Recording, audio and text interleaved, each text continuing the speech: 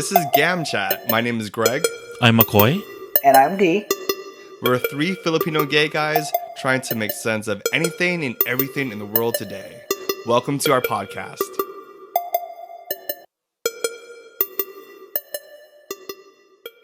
This is a special recap for us. This is our election mental health check-in.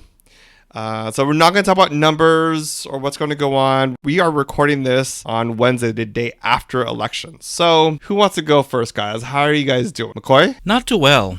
I'm very anxious. For the past 4 years, I've been anxious, stressed out about this. And it's peaking this week because, it's election time and I was hoping we'd have some kind of results by today. And they're still counting the ballots. I was hoping I'd be able to release the stress either way, but I can't. I'm still holding it all inside, and I'm just trying to concentrate on my breathing so I can try to relax. And when I'm at work, I just try to do work. But then I can't help it. I'll check the news and I'll refresh to see if there's anything new on the news. So sometimes I have to step away. I just really try to step away, listen to music, listen to podcasts that has nothing to do with politics. Yeah, that's the way I'm trying to disconnect from the current thing that's happening. How about you, D? Right now, at least I know I'm alive because my heart is beating so fast. It's like, that's a sign I'm still around. But I almost killed a bag of chips. Almost. You should have So, just also, I would that's have clobbered it. exactly. But other than that, like breathing, stepping away for a minute or so just to, I pace down the halls just to kind of distract myself while listening to other podcasts, not news podcasts, but like more of a, like entertainment kind of thing, just to really distract myself. I've been texting people just to check in on them, see how we're all doing, kind of, check in with each other, see what they're doing to kind of distract themselves too. Yeah, for me, I think last night on election night, I stopped watching around maybe 10 o'clock and I just turned it off. And then I found this book. Why didn't I find it? It's been sitting on the side of my bedside by John Lewis. It's a graphic novel book called March. It comes in three books. So there's book 1, book 2, and book 3. And John Lewis is a congressperson who really, I feel like it was like the American dream of he was a young African American boy growing up on a farm, and then he slowly rose with civil rights. He was part of the civil rights movement, and he became a congressperson. And I was reading this, and I got this book maybe like a year ago, and I never opened it up, even when John Lewis passed away. It was interesting that I started reading it last night because it made me feel like there was hope, like the struggle for equality and where we're going through, there's always going to be hope. And I kind of had to be reminded by that. Yeah. So that's one of the things that's kind of helping me stay sane. And when I voted yesterday, when I walked out, it was the first feeling that I actually had hope in I think 4 years. Hope in politics, hope in the government. So with this book and then being mindful of that feeling when I did vote, I was like, okay, all right. And then of course, I also went out for really long walks, trying to tune out a little bit because we don't know what's going to happen yet, right? Mm-hmm. So any advice would you guys, suggest or give? Oh, actually, no, before we even go into that one, what is your initial thoughts? Did you guys learn anything from election night? That every vote counts. It really does. I found that out in 2008. During Prop 8. Wait, that's 2008, right? So yes, it was. Yeah. Obama got elected and we lost our right to get married at one point. Yes. So that's when I realized every vote counts. And even now, they're still counting the ballots until now as we speak in some of these battle states. So yes, every vote counts and you have to participate. You really do. How about you, D? Did you any takeaways from yesterday? Yeah, actually, I enjoyed more observing people that I knew who were pretty much, aligning with, my views. They were really there for each other. And I really appreciated that. everyone was just kind of like, no more, we got this, every tweet that they're really trying to empower each other to make sure, like, don't lose hope. I mean, that was the Biden thing, was don't lose hope. Yeah. And everyone Yeah. was just That's kind of, true. and that gave me like solace to be like, okay, at least, everyone is still really trying to uplift each other, even though we're in this intense situation. I'm glad you brought this up because because I tuned out. I didn't even watch last night's speeches. That I know Trump made one and Biden made one. I did see like a post from the Biden campaign about faith. Mm. I was like, oh, like, faith in the adjustment, in the government and the process. And I was like, oh, I forgot about that. I forgot about hearing a politician talk about, I don't know, something good. Yeah. Something to have hope and, Yeah. and faith in something. I'm like, oh, that was a good reminder. Well, their messages were very, very like opposite of each other, and it was very, very clear. And when I said I'm not doing too well and all that, don't get me wrong. I'm not giving up. It's like, even if we get our way with the president, it's not going to stop there. You just have to keep on fighting. You have to keep on going, and you have to keep your representatives accountable for the promises they made and the votes they take.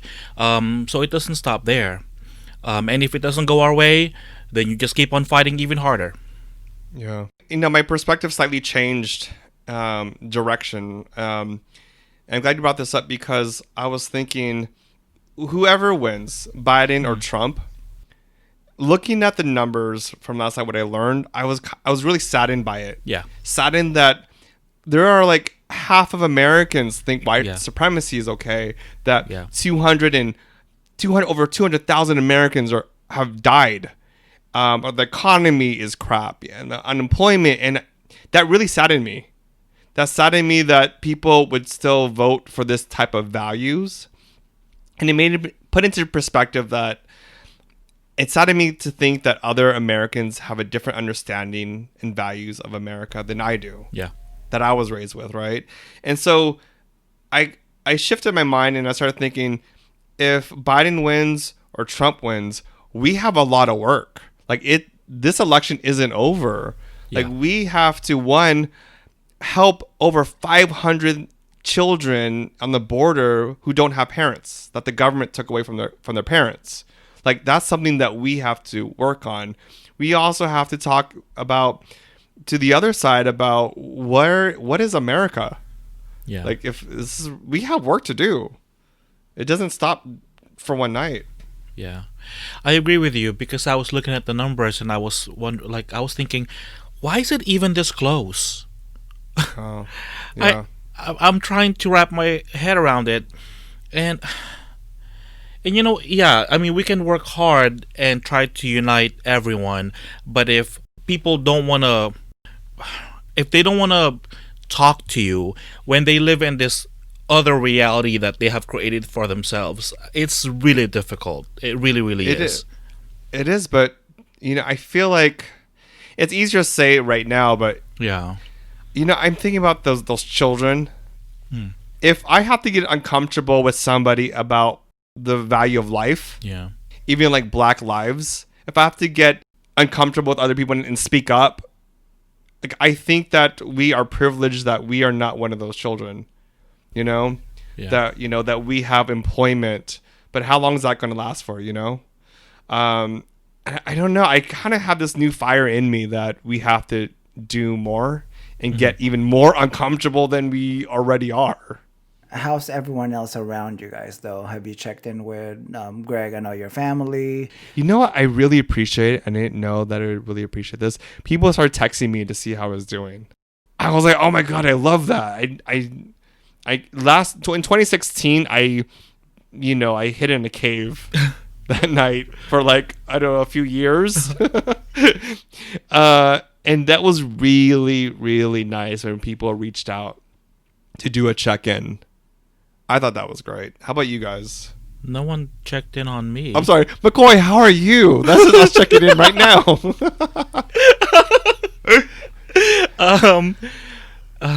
I'll text you right now, I'll be fine. McCoy. I'll text you right now and say, how are you doing, McCoy? No, I'll be fine. I'll be fine. I'm just trying to take it all in. I'm just trying to digest it. I just don't do well with a lot of this pressure, especially all this built up anxiety and all that. I just don't do well with that. But eventually, I'll be fine. Right now, I'm just trying to pay attention to the numbers and see where we're at. But that's just my way. Yeah. How about you, D? Completely unplug. I'm sticking to that. Besides you guys, and then being forced to download Instagram every so often. Other than that, unplug. I'm just sitting with the dogs. So for the record, we did force D to download Instagram so he could do an IG live. So, which we did. Was our first one. We might do that more often. So watch out for that. But yeah, it really is just checking with the motto, taking a break in the morning. No news. Just really talking with each other, checking in how we're doing. Got to work.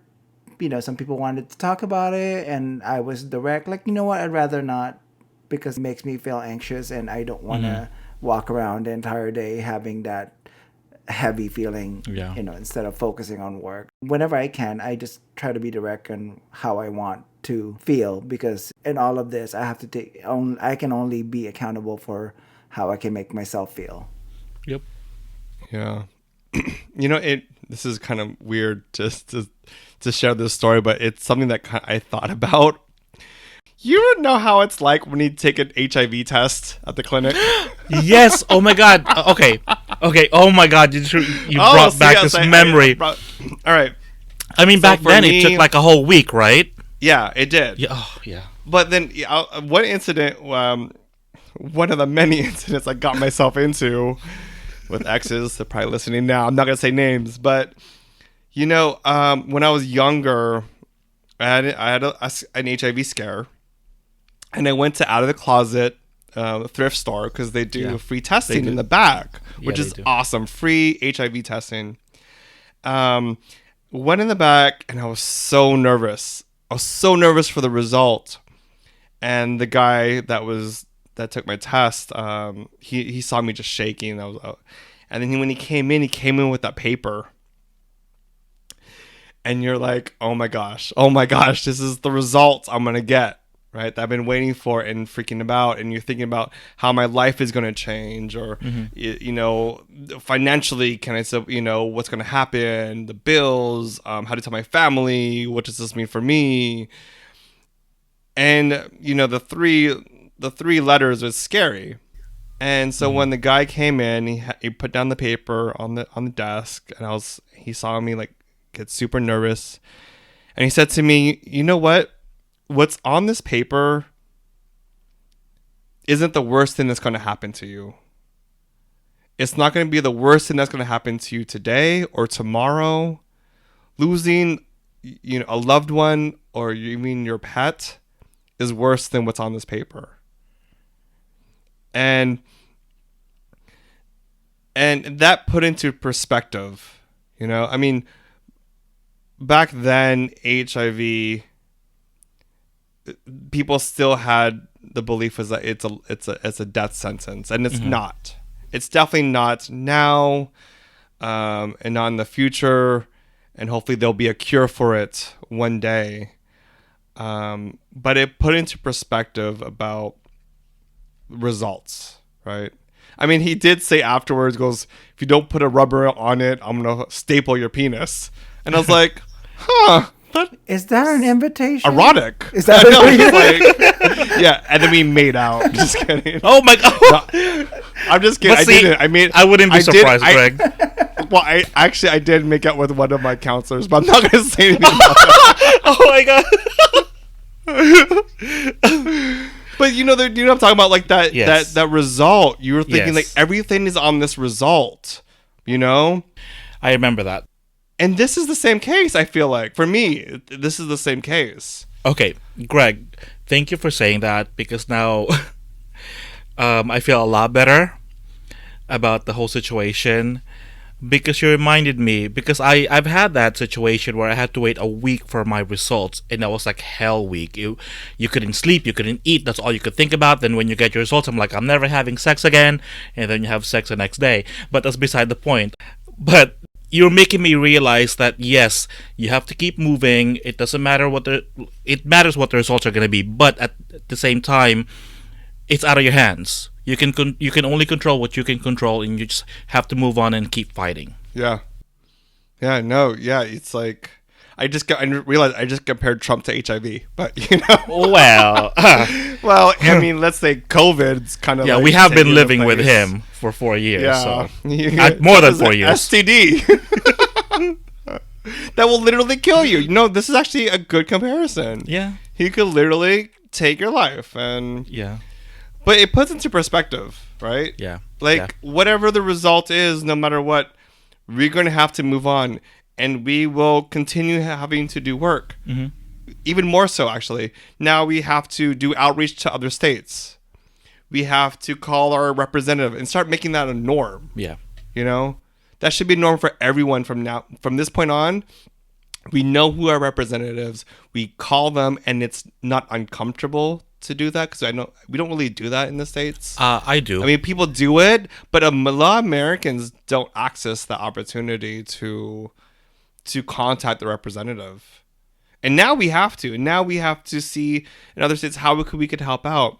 And we have to, again, return those children back to their parents. Because of Trump's policy to kidnap children, that's on us too. We're Americans. If we're going to say we're Americans, we should, own up to it and say, yeah, we got to do right this year or on the next 4 years, no matter who it is. Yeah. So, any other thoughts, guys? This past 4 years, I've really disconnected with politics because I'm very disappointed and I feel like there's nothing I could do. But I think this next 4 years, no matter who wins, is going to be different for me.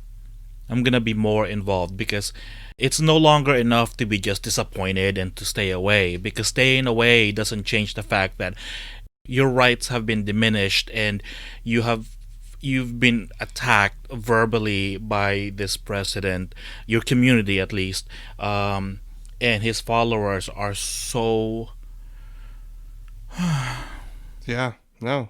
yeah. Yeah, and we have to get uncomfortable for the next 4 years, because we have to say that this is not acceptable. It's not acceptable. Somebody has to say it. Yeah, it's not. I mean, if I could convince my mom to become a Democrat, I mean, there's hope. Yeah. How about you, D? Any other thoughts? I think I'm just getting myself ready that some of my relationships will be changing down the line. I didn't even think about that. So I'm preparing myself for that. I think I've talked to you guys how I think I'm Mr. Cutting Ties guy, but that might even happen a little bit more. And I know some of them we can't avoid. So, really we have to make sure we have a game plan of how we're going to navigate that. And also, I'm not afraid to tell someone, you know what, I'd rather not go there with you. Yeah. If we're gonna keep this relationship, those are one of the things that we're not going to discuss. But yeah, I want to look more into the relationships that I have with others. How about this? Why don't all three of us take like a workshop on how to talk to a Trumper, like techniques and whatever? Would that be kind of fun? No. I think Mike. Well, I mean, no, like just to prepare, like if ever we're in this situation and that we have tactics, that, I don't know. It's just a thought. McCoy and D are rolling their eyes at me. If you're willing to pay for my chiropractor daily, then I will be I will do it, because right now my shoulders are tense. Okay, this how I look at it. If they're not willing to engage with me in a meaningful conversation, I'd rather not, because I have better things to do, like eat corned beef and eggs and rice for breakfast. Yeah, no, I mean, yeah. Well, actually, in spam too. Can I tell you that I just had spam for a long? I haven't had spam in like years, and I had spam for the first time with garlic rice. As long as it's crispy on the outside and soft on the inside. That's how I told my auntie to make it. I was just like, it's election night. Make my spam crisp and my garlic fried rice fried. I like how he has All someone right. to tell them to make Oh. things for him. I didn't. I even know. Think about that. Oh, great! Thanks, D. Thanks. I just had a shot, of whiskey. So, all right, guys. Is there anything else you guys want to share on this little short? I know this episode's short because we're still getting numbers in, but I think it's important. But hey, don't be too spoiled. We had a new episode last week on a Wednesday. And Yeah, you're getting 2 episodes in Yes. 1 week. And what? you know what? We didn't even announce it, but we are now doing weekly. So I don't know what y'all have to complain about. Okay, maybe Oh I my should God, be we less are. aggressive, right? Okay, maybe sorry. Wait a minute. We put bi-weekly. We're not buys anymore. Oh my god. See, I'm sorry, that came out wrong. yeah, no. What do they say? Under promise, over deliver. Yes, there you go. Yeah. Was that like your date last night? Oh, it was not a date. He came over to distract me from the news. It was a blurry line. That's what it was. It was a blurry line. We just don't know. Absolutely. They were checking in on each other. Yeah. He sure checked in. And he voted, and I hope you voted too. He cast his All right, ballot. guys. Yeah. Okay, well, Talk about that. It's gonna go down a very bustos hole. Yes. Oh, I'm sorry, that came out wrong too. So here's the important thing, guys. Anyone who's listening, please, take care of yourself. Yes. Take care of your physical, spiritual, mental well-being during this time. Because we have to be strong. Mhm. We have to be strong no matter what in the next 4 years. Yes. And I think that concludes our little short special about mental health during this election. Election mental health. Hey, it'll be mental health self-care Fridays. How about that? Oh, yeah. Kind of self-care Friday. Yeah. That's kind of cute. That's not gonna be a thing, okay? Don't push it. But please leave us your comments. Let us know how you're taking care of yourself right now as well. And you can reach us at On social media, we're on Twitter, Facebook, and Instagram at GamChat Podcast. And you can email us your questions to gamchatpodcast@gmail.com, or you can leave us a voicemail at anchor.fm/gamchatpodcast. Yep, you heard it. And if you follow us on Instagram, we do live events now. Oh, God. I know D and McCoy are like rolling their eyes right now because I put them on the spot. But check out our Instagram. You can contact us there as well, and you can see us go live. That's just we're trying that out before we go to OnlyFans. So let us know if that's Ay, nako. And on that note, we'll catch you on the next one.